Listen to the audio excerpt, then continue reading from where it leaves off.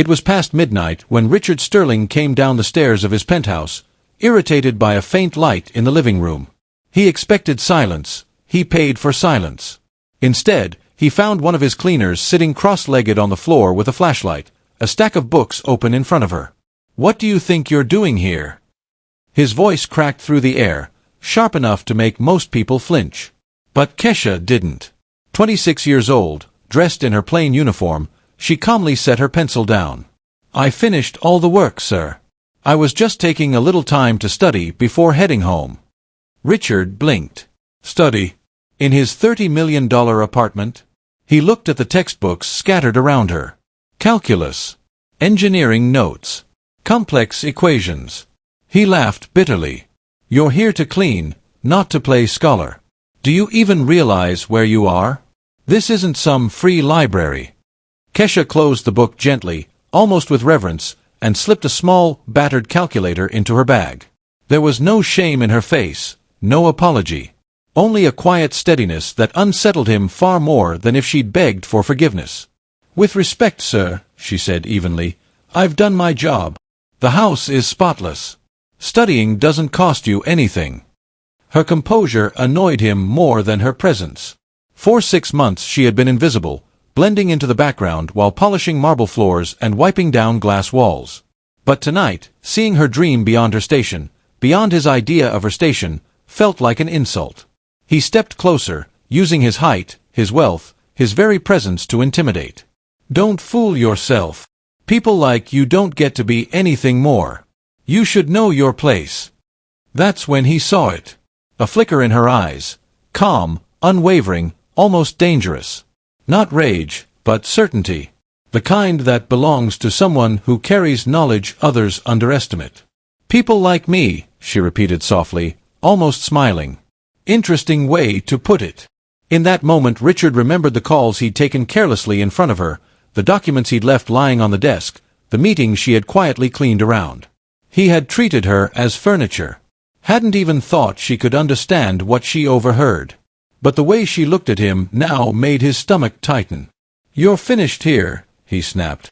"Collect your things and don't bother asking for a reference." Kesha rose, gathering her books with the same calm she'd shown all along. At the door, she turned back once more, her voice echoing against the marble walls. "Mr. Sterling, ever heard the saying? Never underestimate the ones who are always watching." And then she was gone, leaving him alone in his immaculate penthouse, unsettled by the thought that maybe, just maybe, the maid knew far more than he'd ever intended. Richard Sterling thought he had ended the matter with a single order: "You're fired." Yet the next morning, he woke with an uneasiness he couldn't name. He had dismissed dozens of employees over the years without a second thought. But this was different. What unsettled him wasn't Kesha's defiance. It was the look in her eyes before she left, steady, unflinching, almost as if she carried a truth he couldn't touch. That calmness gnawed at him as he adjusted his tie. In the mirror, trying to shake it off. "Ridiculous," he muttered, forcing a laugh. "A cleaner trying to rattle me? Impossible." But later, in his sleek office, irritation returned when his assistant Janet walked in with hesitation in her voice. "Sir, the cleaning company called. They're asking why Kesha Williams was dismissed. They said she was the best employee they'd ever sent." Richard scoffed. "Best? She was caught treating my penthouse like a university library. Completely unacceptable." Janet tilted her head. "If I may, do you know what she was studying?" Richard slammed his palm on the desk. "I don't care if it was knitting instructions. My employees don't sit on marble floors doing homework. They clean. That's it." What Richard didn't realize was that while he fumed, Kesha was not at home nursing wounded pride. She was at a small public library in her neighborhood, quietly arranging the pieces of a puzzle she had been building for months. Every early arrival at the penthouse, every late-night cleaning session, none of it was by accident. She had been watching, listening, documenting. The real estate contracts Richard left carelessly on his desk. The payments disguised as consulting fees. The late-night calls with city officials where permits were promised in exchange for favors. Even text messages arranging backroom deals at public auctions. Kesha had photographed, noted, and filed everything, using an old phone no one would have taken seriously. And unlike the wealthy men who dismissed her, she had the training to understand exactly what it all meant. Her diploma, earned with honors in economics, was still in a drawer back home. She had sent out hundreds of applications after graduation, only to receive polite rejections that said she wasn't the right fit. The doors of corporate finance had stayed closed. So she made another plan. If she couldn't enter the system through its polished front lobby, she would walk in through the service entrance, literally. Becoming a cleaner wasn't a last resort. It was a strategy. And Richard Sterling? He wasn't her employer anymore. He was her case study. When the cleaning company first asked for references, Kesha didn't hand them a paper resume. She only smiled. "I have something better," she said. That same quiet confidence would come back to haunt Richard Sterling months later. For half a year, she had lived in his shadow, polishing the glass walls of his empire while staying invisible, exactly as she intended. Every day, she left the penthouse spotless. Every night, she left with another piece of the puzzle. And when she finally decided she had enough, she staged her exit. Sitting in his home at 3 in the morning with calculus books spread out wasn't a mistake. It was bait. She knew his routine, knew he'd walk in, and knew his arrogance would do the rest. Now, in the public library, she flipped open her battered laptop. Page by page, file by file, she began assembling something far bigger than a resume. What she was building was a bombshell dossier, an exposé of how Richard Sterling had turned backroom bribes, insider deals, and rigged auctions into a $30 million kingdom. Her phone buzzed. A text from her 16-year-old sister, Jennifer. "Kush, did you get another job? Mom's worried about the bills." Kesha stared at the screen. For years her mother, Barbara, had worked double hospital shifts, while Jennifer and Tracy pulled diner jobs just to keep the lights on. They had given everything so Kesha could study. They deserved more than constant struggle. "Tell Mom not to worry," she typed back. "Things are about to change." Meanwhile, Richard Sterling was laughing over whiskey at the golf club, retelling the Maid with Calculus books story as if it were a joke. His friends howled with laughter. Calculus? In a maid's hands? Impossible. But their mockery carried beyond the table. Marcus Thompson, a young reporter paying his way through journalism school by waiting tables at that very club, heard every word. Marcus wasn't just another waiter. He was a kid from the same neighborhood as Kesha. He knew the world of corruption Richard moved in, and he had made it his mission to expose it. The next morning, while Richard polished his image at the club, Marcus tracked Kesha down. He didn't find a humiliated maid. He found a woman with files, photos, and 6 months of intelligence that could topple an empire. And for the first time, Kesha realized she wasn't fighting alone. The hum of old ceiling fans filled the public library as Kesha worked alone at a corner table. She didn't notice the young man until his shadow fell across her notes. "Sorry to interrupt," he said carefully. "My name's Marcus Thompson. I'm a journalist, and I heard you used to work for Richard Sterling." Kesha looked up, skeptical. But Marcus's tone wasn't nosy or condescending. It carried the weight of someone who understood. "I did," she answered. "Why?" "Because I've been chasing Sterling for 2 years, Marcus leaned closer, lowering his voice. "I know he's dirty, but I've never had proof. Someone like you, someone inside his home." For the first time, Kesha slid her notebook toward another person. Page after page of contracts, payments, names, and dates, all documented with precision. Marcus's eyes widened. "This isn't just evidence," he whispered.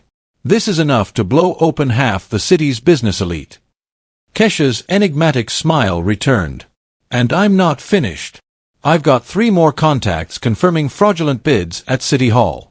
When I'm done, there won't be anywhere for him to hide." Over the next weeks, they worked in secret. Every receipt, every contract, every payment was cross-checked and verified. What had started as one woman's quiet rebellion was transforming into an airtight case that could collapse an empire. Then, fate handed them something better than either had hoped. During a late-night investor meeting at Sterling's penthouse, the same polished rooms where he had once mocked her, security cameras captured him offering bribes for inside information on a public housing project. The irony was brutal. The man who mocked Kesha for studying math was caught on tape stealing from families who needed homes. Marcus slid the footage across the table one evening. With this video and your files, we're ready. Front page Monday. Website. Social media. Everywhere at once. Kesha watched the recording, Richard gesturing arrogantly as he explained his scheme. She felt something sharp and cold in her chest. Satisfaction, not spite. The man who thought she was beneath him would soon be brought down by the very woman he dismissed as invisible. That night, when she returned home, her mother was waiting in the dimly lit living room. Barbara's tired nurse's uniform still smelled of antiseptic. She studied her daughter with the intuition only a mother has. "You've been different lately," Barbara said softly. "Stronger. More certain. What are you planning, Kesha?" Kesha knelt beside her, taking her mother's hands. "Remember when you told me our lives wouldn't always be like this? That one day things would change?" Barbara nodded. "That day is here, Mama. On Monday, the world will know the truth. Not just about him, but about me." Barbara cupped her daughter's face, pride and worry warring in her eyes. She saw the same determination that had carried Kesha through night shifts, 3 jobs, and honors graduation against impossible odds. "What have you done, child?" she whispered. Kesha's voice was steady. "Justice, Mama. Nothing more. Nothing less." And while Richard Sterling slept soundly in his $30 million penthouse, convinced the insolent maid was long gone, Kesha Williams was finishing the story that would end his career, shatter his empire, and remind the world never to underestimate the ones they choose not to see. Monday, 6 a.m. Richard Sterling woke to the shrill buzz of his phone. Half asleep, he swiped the screen. His assistant panicked. Before he could answer, another call came in.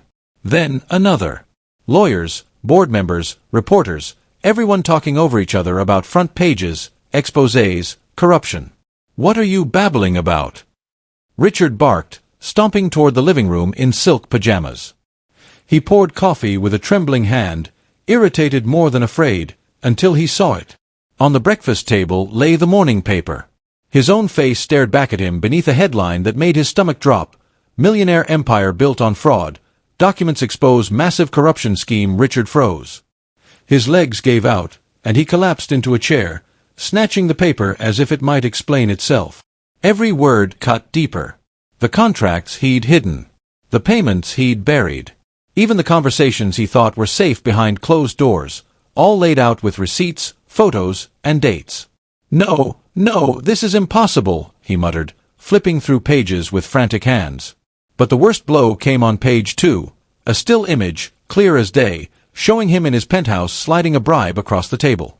Date, time, location, and beneath it, the caption that made his skin crawl. Evidence provided by an anonymous source with privileged access to Mr. Sterling's residence over several months. Anonymous source. Privileged access. His throat went dry. His phone exploded again, his banker, voice sharp. "Richard, auditors are here. Your accounts are frozen." Then the mayor, whispering with panic, "You've dragged me into this. I'm cutting ties today, publicly." By 9 a.m., Richard's empire was gone. Partners had abandoned him. Investors demanded their money back. Television anchors dissected his fall like it was sport. Legal experts predicted prison time. He was a man watching his own funeral in real time. And then, another sound. The doorbell. He staggered to the intercom. A voice he hadn't expected to hear again rang out, calm and clear. "Mr. Sterling. It's Kesha Williams. I've come to return something you left behind." His breath caught. He buzzed the door open with trembling fingers. 5 minutes later, she was standing in front of him, not in a maid's uniform, but in a simple blazer, holding a leather briefcase like a seasoned attorney. She moved with the steady confidence of someone who no longer belonged to the shadows. She set the morning paper on his desk, her photo and his crimes filling the front page. "I thought you might like a signed copy," she said evenly. Richard stared, trying to reconcile the woman before him with the insolent maid he had once mocked. Straight-backed, unflinching, eyes sharp with purpose, he realized, too late, he had never truly seen her at all. "You did this," he whispered hoarsely. "No, Mr. Sterling," Kesha replied, her voice cutting through the silence. "You did this. For 6 months you left documents scattered like breadcrumbs, believing a cleaner couldn't possibly understand. But I did. Every word. Every number. Every scheme." And in that moment, Richard finally understood. The greatest mistake of his life wasn't breaking the law. It was underestimating the woman who had been watching all along. Richard sat frozen, his face pale, as Kesha's words sliced through the air. For months he had assumed she was just the help, incapable of grasping contracts, balance sheets, or coded transactions. Now the truth pressed down on him like a tidal wave. She had a degree in economics. Not only had she understood everything, she had seen through every layer of his empire. That smile he'd once mocked now made sense. It wasn't amusement. It was foresight. "Ironic, isn't it?" Kesha said softly. "You once humiliated me for studying calculus. You had no idea I'd already earned the kind of education that let me trace every dollar you laundered, every shell company you hid behind." Richard collapsed into his chair. His voice was barely a whisper. Why would you do this?" Her eyes hardened. "Because men like you climb by crushing people like me. Because you believe wealth and power make you untouchable. And most of all, because you thought my mind didn't matter, simply because of my job, my skin, and where I come from." Before Richard could respond, his phone buzzed again. His lawyer's voice, sharp and urgent, came through. "Richard, the IRS is seizing everything. If you don't surrender immediately, they'll issue a warrant. You're out of options." The weight of finality settled over him. Everything gone. Fortune, allies, reputation. All undone by the woman he had once dismissed as unworthy of respect. Kesha stood, smoothing her blazer. At the door, she paused. "One last thing, Mr. Sterling. My family will never worry about money again. The government's reward for my cooperation was more than enough. My mother can finally rest. My sisters are finishing college. And she tapped the leather briefcase at her side, "I get to do the work I trained for." She left him there, alone with his ruin. 6 months later the empire of Richard Sterling no longer existed. His mansions were sold off, his bank accounts emptied, his name reduced to a cautionary headline. The man once photographed in $1,000 suits now shuffled through prison corridors in an orange jumpsuit, sentenced to 15 years for racketeering, fraud, and corruption. To other inmates, he was nothing more than another disgraced man, stripped of the arrogance that once kept the world at his feet. Meanwhile, Kesha Williams began her new chapter. On her first day as a senior financial analyst at one of the city's most respected firms, she looked out from her corner office, the skyline stretching before her. Her floor was 3 stories higher than Richard's old office had ever been. Excellent work on the compliance report, her supervisor, Dr. Martinez, told her. "You may have just saved this company from walking into a trap like Sterling's." The recognition felt good. But what filled her heart most was seeing her family's joy.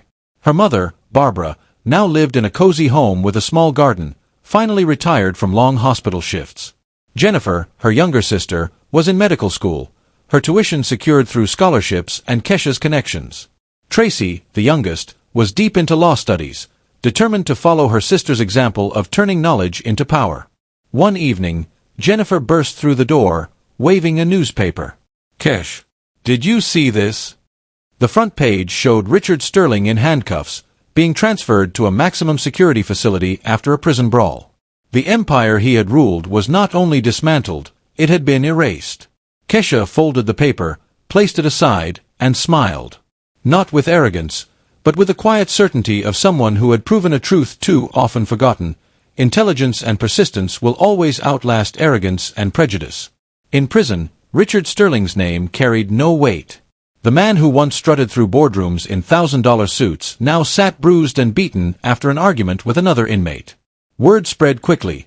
The same man who used to belittle people for sport couldn't even defend himself behind bars. When Jennifer showed Kesha the photo in the paper, she didn't gloat. She didn't even smile. "He did this to himself, Jen," she said quietly. "I only revealed the truth. The real story wasn't Richard's downfall. It was what came after." Marcus Thompson, the journalist who had trusted Kesha's evidence, won one of the nation's highest awards for investigative reporting. With the prize money, he started a foundation to help young people from poor neighborhoods learn how to investigate and expose corruption. And Kesha, she stepped into her power in ways she had once only dreamed about. At her alma mater, standing before an auditorium filled with 500 economics students, she shared her story. "When that man told me people like me had a place in society," she said, pausing just long enough to let the audience lean in, "he was right. Our place is anywhere our hard work, skill, and determination take us, not the box that prejudice tries to shove us into." The crowd erupted in laughter and applause. A student raised his hand. "How did you stay calm for all those months while collecting evidence?" Kesha's answer was simple, but it silenced the room. "Because I learned that anger without strategy is just noise. But anger with a plan? That becomes justice." Far away, in his prison cell, Richard watched that same interview on a small television. He finally understood what his arrogance had cost him. The woman he mocked as incompetent was now shaping global conversations on corporate ethics, advising multinational firms, and mentoring young leaders. Meanwhile, many of the wealthy partners who once laughed at her expense were themselves facing investigations sparked by the evidence she had passed along. Even the exclusive golf club where they had ridiculed workers was crumbling, its reputation destroyed. In her final public interview about the case, Kesha summed up the lesson that had carried her through. "Every person we look down on carries a strength we may not see. Richard Sterling believed my social status defined my intelligence. That arrogance cost him everything. And if my story proves anything, it's this: true revenge isn't about bringing someone down. It's about rising so high that your success becomes the justice they never thought you'd achieve." Her words rippled far beyond her own life. Companies re-examined their hiring practices. Universities created scholarships for students from underserved communities. And in neighborhoods like the one Kesha came from, young people began to believe in futures larger than the limits others had set for them. Richard Sterling had tried to erase her.